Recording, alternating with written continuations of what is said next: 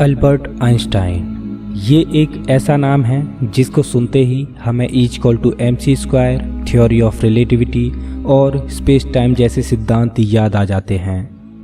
Albert Einstein एक ऐसे व्यक्ति थे जो सदियों में कभी कभी जन्म लेते हैं। अल्बर्ट आइंस्टाइन ने अपने सिद्धांतों के द्वारा फिजिक्स की दुनिया में तहलका मचा दिया। अल्बर्ट आइंस्टाइन ही वो व्यक्ति थे जिन्होंने न्यूटन के गुरुत्वाकर्षण के नियम को चुनौती देते हुए गुरुत्वाकर्षण पर नई थ्योरी दी। अक्सर वैज्ञानिक पहले एक्सपेरिमेंट करते हैं और एक्सपेरिमेंट के आधार पर जो निष्कर्ष निकलता है उसके आधार पर थ्योरी देते हैं। लेकिन अल्बर्ट आइंस्टाइन एक ऐसे व्यक्ति थे जो अपनी कल्पनाओं में सोचते थे, फिर थ्योरी लिखते और उसके बाद उस थ्योरी के आधार पर एक्सपेरिमेंट को अंजाम देते। इस वीडियो में हम अल्बर्ट आइंस्टाइन के ऐसे ही एक सिद्धांत के बारे में जानेंगे जो आपकी सोच को चुनौती देगा और इस वीडियो के खत्म होने के बाद भी आप अल्बर्ट आइंस्टाइन के इस सिद्धांत में डूबे रहोगे। इस ब्रह्मांड के कण-कण में एक चीज विद्यमान है, वो है गति। ब्रह्मांड में मौजूद कण-कण में गति ब्रह्मांड के जन्म से ही शुरू हो गई, लेकिन पृथ्वी पर मौजूद हम बुद्धिजीवी मनुष्यों ने गति को भौतिक तरीके से करीब 300 साल पहले पहचाना, जब दुनिया ने गति के नियमों को एक नए नाम से पहचाना, सर आइजैक न्यूटन। न्यूटन के गति के नियमों ने इस दुनिया को समझने का एक नया तरीका दिखाया।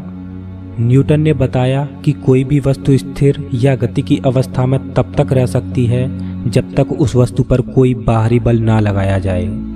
किसी भी वस्तु पर लगाया गया बल उसकी गति को बढ़ा भी सकता है और घटा भी सकता है। लोगों ने गति को तो समझा, लेकिन अब एक समस्या सामने आई कि इस गति का निर्धारण कैसे किया जाए। जैसे मान लो कि आप रेलवे प्लेटफॉर्म पर बैठे हो और आपका एक मित्र एक ट्रेन में बैठा है और वो ट्रेन 60 किलोमीटर प्रति घंटे की रफ्तार से आपके सामने से गुजरती है। जैसे ही ट्रेन आपके सामने से गुजरी तो आपने नोटिस किया कि आपका मित्र भी उस ट्रेन के साथ 60 किलोमीटर प्रति घंटे की रफ्तार से जा रहा है। ठीक उसी समय ट्रेन में बैठा आपका दोस्त नोटिस करता है कि ट्रेन में अन्य लोग भी बैठे हैं और वो स्थिर हैं, मतलब ट्रेन में मौजूद सभी व्यक्तियों की गति 0 है। यही वो समस्या थी कि ट्रेन की गति का मान किसके अनुमान पर निर्धारित किया जाए, ट्रेन में बैठे व्यक्ति के अनुमान पर या प्लेटफॉर्म पर मौजूद व्यक्ति के अनुमान पर। जवाब था कि दोनों अपनी अपनी जगह सही हैं। किसी भी वस्तु की गति का मान इस बात पर निर्भर करता है कि उसका अनुमान स्थिर होकर लगाया जा रहा है या गतिशील होकर। इसका निष्कर्ष ये था कि गति निरपेक्ष नहीं बल्कि सापेक्ष है। अगर आसान भाषा में कहें तो गति का निर्धारण इस बात पर निर्भर करता है कि वो किसके सापेक्ष है। जैसे पृथ्वी अपनी धुरी पर घूम रही है, लेकिन हमें महसूस होता है कि पृथ्वी स्थिर है और हम भी स्थिर हैं, लेकिन अंतरिक्ष से देखने पर पृथ्वी हमें घूमती हुई नजर आएगी। पृथ्वी से सूर्य हमें स्थिर लगता है, लेकिन अगर आकाशगंगा की दृष्टि से देखा जाए तो सूर्य मिल्की वे गैलेक्सी की परिक्रमा कर रहा है। 17वीं सदी में भौतिक विज्ञान में सापेक्षता का पहला सिद्धांत दिया गया कि स्थिर या एक समान गति की अवस्था में भौतिकी के नियम नहीं बदलेंगे। आसान भाषा में कहें तो प्लेटफॉर्म पर बैठे आप अगर भौतिकी का कोई प्रयोग कर रहे हो और उसी प्रयोग को गतिशील ट्रेन में बैठा आपका दोस्त भी कर रहा है, तो दोनों के परिणाम समान होंगे। न्यूटन के समय से चले आ रहे इस क्लासिकल थ्योरी ऑफ रिलेटिविटी नामक सिद्धांत को 19वीं सदी में आकर चुनौती मिली। जब मैक्सवेल नामक वैज्ञानिक के सिद्धांतों पर प्रयोग किया गया तो पाया कि ब्रह्मांड में एक ऐसी भी गति मौजूद है जो किसी के सापेक्ष नहीं बल्कि निरपेक्ष है और उसका मान स्थिर है। वो है प्रकाश की गति, जिसका मान 3 लाख किलोमीटर प्रति सेकंड है। माइकलसन और मोर्ले नामक वैज्ञानिकों ने ये साबित किया कि प्रकाश की गति किसी भी माध्यम पर निर्भर नहीं करती। अब चाहे आप प्रकाश की गति को स्थिर होकर देखो या किसी तेज गति से चलने वाली ट्रेन में बैठकर देखो। आइए इसको एक उदाहरण से समझते हैं। मान लो कि आप प्लेटफॉर्म पर बैठे हो और आपका दोस्त 60 किलोमीटर प्रति घंटे की रफ्तार से चल रही ट्रेन में बैठा है। जब आप अपने दोस्त को प्लेटफॉर्म से देखते हो तो आपने नोटिस किया कि आपका दोस्त 60 किलोमीटर प्रति घंटे की रफ्तार से जा रहा है। लेकिन मान लो कि अब आपका दोस्त ट्रेन की गति की दिशा में 10 किलोमीटर प्रति घंटा की रफ्तार से दौड़ने लगता है। तो अब आपने नोटिस किया कि आपके दोस्त की गति 70 किलोमीटर प्रति घंटा हो गई, क्योंकि आपके दोस्त की गति उस ट्रेन की गति में जुड़ गई। अब इसी वाक्य को नेक्स्ट लेवल पर देखते हैं। वैसे ऐसा कभी होगा तो नहीं, लेकिन फिर भी मान लो कि अब ट्रेन की गति प्रकाश की गति के बराबर है और प्रकाश की गति से चल रही ट्रेन में जब आपका दोस्त ट्रेन की गति की दिशा में प्रकाश की ही गति से दौड़ता है, तो ऐसी परिस्थिति में प्लेटफॉर्म से देखने पर आपको आपके दोस्त की गति प्रकाश की गति की दोगुनी दिखनी चाहिए। लेकिन सत्य तो ये है कि आपको अपना दोस्त प्रकाश की ही गति से जाता हुआ नजर आएगा। प्रकाश की गति एब्सोल्यूट है, जो कि किसी पर निर्भर नहीं करती। 19वीं सदी का अंत और 20वीं सदी की शुरुआत विज्ञान की दृष्टि से बेहद खास है, क्योंकि ये वो दौर था जब भौतिक विज्ञान में क्रांतिकारी सिद्धांत सम्मिलित हुए, और यही वो दौर था जिसमें अल्बर्ट आइंस्टाइन ने भौतिकी की दुनिया में अपना योगदान दिया। प्रकाश की कांस्टेंट गति ने अल्बर्ट आइंस्टाइन के दिमाग में हलचल मचा दी। अल्बर्ट आइंस्टाइन एक ऐसे व्यक्ति थे जिनकी अवधारणाएं कल्पनाओं में जन्म लेती और गणितीय समीकरणों द्वारा साबित होती, जिन पर बाद में वैज्ञानिक प्रयोग करते तो उन्हें सही पाते। वो कहते हैं ना, जिसकी सोच बड़ी होती है तो उसके द्वारा किए गए कार्य भी बड़े होते हैं। ऐसे ही बड़ी सोच वाले व्यक्ति थे अल्बर्ट आइंस्टाइन। जहाँ पर आम इंसानों की सोच खत्म होती थी, वहाँ से अल्बर्ट आइंस्टाइन की सोच शुरू होती। अल्बर्ट आइंस्टाइन ने कल्पना की कि ऐसा क्या कारण है कि प्रत्येक स्थिति में प्रकाश की गति हमेशा कांस्टेंट यानी नियत रहती है। उन्होंने कल्पना की कि ऐसी क्या घटना घटेगी जब वो प्रकाश की गति से ट्रैवल करेंगे। कल्पना करने के साथ साथ उन्होंने गति के सूत्र को भी ध्यान में रखा। Speed is equal to distance upon time.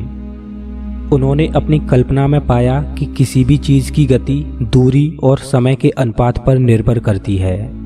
अगर प्रकाश की गति कांस्टेंट यानी नियत है, इसका मतलब गति में कोई भी बदलाव नहीं हो रहा, बल्कि दूरी और समय अपने आप को बदल रहे हैं। अल्बर्ट आइंस्टाइन ने बताया कि प्रकृति अपने फंडामेंटल लॉज को टूटने नहीं देती, बल्कि इनका बचाव करती है, और प्रकृति का ऐसा ही एक फंडामेंटल लॉ है प्रकाश की गति, जो कि 3 लाख किलोमीटर प्रति सेकंड है, जो किसी भी स्थिति में नहीं बदलती। और प्रकृति अपने फंडामेंटल लॉ यानी प्रकाश की गति को एक समान रखने के लिए स्पेस और टाइम को ही बदल देती है।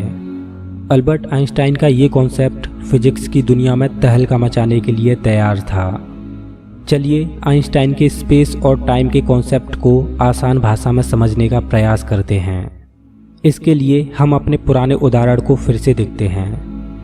मान लो कि आपका दोस्त जो प्रकाश की गति से चलने वाली ट्रेन में बैठा है, उसके पास एक घड़ी है, और आप प्लेटफॉर्म पर बैठे हो और आपके पास भी एक घड़ी है। जब आपका दोस्त ट्रेन में बैठा, उस समय आपकी घड़ी का समय और आपके दोस्त की घड़ी का समय एक समान है। अब आप प्लेटफॉर्म पर खड़े होकर उस प्रकाश की गति से चलने वाली ट्रेन को देख रहे हो जिसमें आपका दोस्त बैठा है। आपने देखा कि जो प्रकाश की गति से चलने वाली ट्रेन थी, उसकी लंबाई बहुत कम हो गई है, और ट्रेन में आपके दोस्त के पास जो घड़ी मौजूद है, उसका समय आपकी घड़ी की समय की अपेक्षा बहुत धीमी रफ्तार से चल रहा है। इसका कारण है प्रकृति अपने फंडामेंटल लॉ को टूटने से बचा रही है। इस वजह से ट्रेन की गति प्रकाश की गति के बराबर रखने के लिए स्पेस और टाइम दोनों ही बदल गए, यानी ट्रेन की लंबाई और ट्रेन में मौजूद घड़ी का समय दोनों ही बदल गए। ये घटना तो आपने प्लेटफॉर्म पर खड़े होकर देखी, लेकिन वहीं दूसरी ओर जो आपका दोस्त ट्रेन में बैठा है, उसके लिए कोई भी बदलाव नहीं हुआ।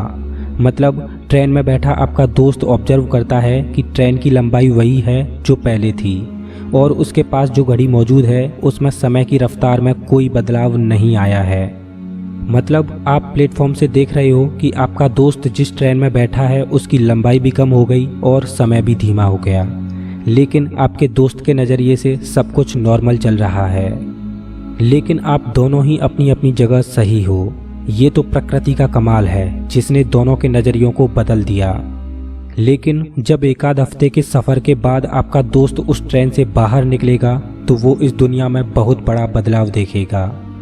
वो देखेगा कि उसके पास जो घड़ी थी उसके अनुसार अभी एक हफ्ता ही हुआ है, लेकिन आपकी घड़ी के अनुसार पृथ्वी पर सालों बीत चुके हैं, क्योंकि आपकी घड़ी के मुकाबले आपके दोस्त की घड़ी धीमी चल रही थी। आपका दोस्त आपको देखेगा कि आप पहले से बूढ़े हो चुके हो, लेकिन उसकी उम्र पर कोई फर्क नहीं पड़ा। इसी को आप अपने दोस्त के लिए भविष्य की दुनिया बोल सकते हो, जिसमें वो एक हफ्ते के सफ़र के बाद पहुंच तो गया, लेकिन अब वो भविष्य के उस दौर से वापस नहीं लौट सकता। अल्बर्ट आइंस्टाइन की स्पेस और टाइम की इस कल्पना ने क्रांतिकारी कॉन्सेप्ट यानी टाइम ट्रैवल जैसी अवधारणा को जन्म दिया। इससे पहले लोगों का यही मानना था कि ब्रह्मांड में प्रत्येक जगह पर समय की रफ्तार एक समान है, लेकिन आइंस्टाइन ने बताया कि ब्रह्मांड में प्रत्येक जगह समय और स्पेस अपने आप को परिस्थिति के अनुसार बदलते रहते हैं। अल्बर्ट आइंस्टाइन ने स्पेस और टाइम का ये कॉन्सेप्ट गणितीय समीकरणों के आधार पर सिद्ध कर दिया, लेकिन इस पर परीक्षण करना अभी बाकी था। 1977 में नासा ने सैटेलाइट्स में कुछ घड़ियां लगाकर छोड़ी, जिनका समय पृथ्वी की घड़ी के अनुसार सेट किया गया, लेकिन अंतरिक्ष में जाकर सैटेलाइट्स की घड़ियों का समय पृथ्वी पर मौजूद घड़ियों से धीमा चल रहा था। हालांकि पृथ्वी की घड़ियों और सैटेलाइट्स में लगी घड़ियों के समय का यह अंतर बहुत ही मामूली था, लेकिन कहीं ना कहीं इस एक्सपेरिमेंट ने अल्बर्ट आइंस्टाइन के सिद्धांत का सपोर्ट किया। हमारे इतने विकसित होने के बावजूद भी हमारे पास ऐसी टेक्नोलॉजी नहीं है जो आइंस्टाइन के सिद्धांत को साबित कर पाए, क्योंकि आइंस्टाइन के सिद्धांत को प्रत्यक्ष करने के लिए हमारे पास प्रकाश की गति से चलने वाला यान होना चाहिए, जो कि हमारे लिए अभी असंभव है। 1905 के आसपास एक क्लर्क की हैसियत से काम कर रहे इस इंसान ने अपनी स्पेशल थ्योरी ऑफ रिलेटिविटी का पेपर लिखा, लेकिन सदी के इस महान वैज्ञानिक की कल्पना यहीं नहीं रुकी। यही वो दौर था जब आइंस्टाइन ने अपनी थ्योरी ऑफ रिलेटिविटी को आगे बढ़ाते हुए एक समीकरण दिया जो हमेशा के लिए उनके नाम से जुड़ गया। जी हाँ, आप सही समझे, E = mc²। इसका मतलब है किसी भी वस्तु के मास यानी द्रव्यमान को ऊर्जा में बदला जा सकता है और ऊर्जा को मास यानी द्रव्यमान में बदला जा सकता है। अल्बर्ट आइंस्टाइन ने बताया कि मास भी समय की तरह रिलेटिव है, मतलब किसी भी वस्तु की गति बढ़ाने पर उसका मास भी बढ़ेगा, वो भी वस्तु के आकार में बिना बदलाव के। आइंस्टाइन के इस समीकरण E = mc² के आधार पर वैज्ञानिकों ने आगे चलकर परमाणु बम का निर्माण किया। वर्ल्ड वॉर 2 के दौरान परमाणु बम का जब पहली बार उपयोग हुआ तो हिरोशिमा और नागासाकी जैसे बड़े शहरों का मानव अस्तित्व ही खत्म हो गया। उस समय अल्बर्ट आइंस्टाइन को अपने समीकरण E = mc² के प्रतिपादित करने पर बड़ा दुख हुआ और उन्हें लगा कि इस समीकरण का ऐसा घातक हथियार बनाकर दुरुपयोग हुआ है। स्पेस और टाइम एब्सोल्यूट नहीं है, आइंस्टाइन ने ये साबित किया, लेकिन उनके दिमाग में अभी भी खलबली मची हुई थी कि स्पेस और टाइम एक्सेलरेटेड फ्रेम में किस तरह से बर्ताव करेंगे। जैसा कि मैंने पहले ही कहा था कि जिनकी सोच बड़ी होती है उनके कारनामे भी बड़े ही होते हैं।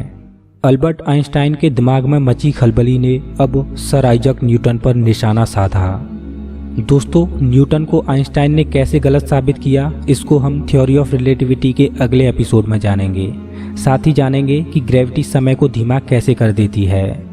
अगर आप चाहते हो कि अगला एपिसोड जल्दी आए तो इस वीडियो को लाइक कीजिए और मुझे कमेंट में बताइए कि ये एपिसोड आपको कैसा लगा, क्योंकि आपके लाइक और कमेंट से मैं अनुमान लगा पाऊंगा कि इसके अगले पार्ट पर मुझे काम करना चाहिए या नहीं। और हाँ, अगला एपिसोड देखने के लिए चैनल को सब्सक्राइब करने के साथ साथ बेल आइकन को भी दबाएं ताकि आप अगले एपिसोड की नोटिफिकेशन मिस ना करें।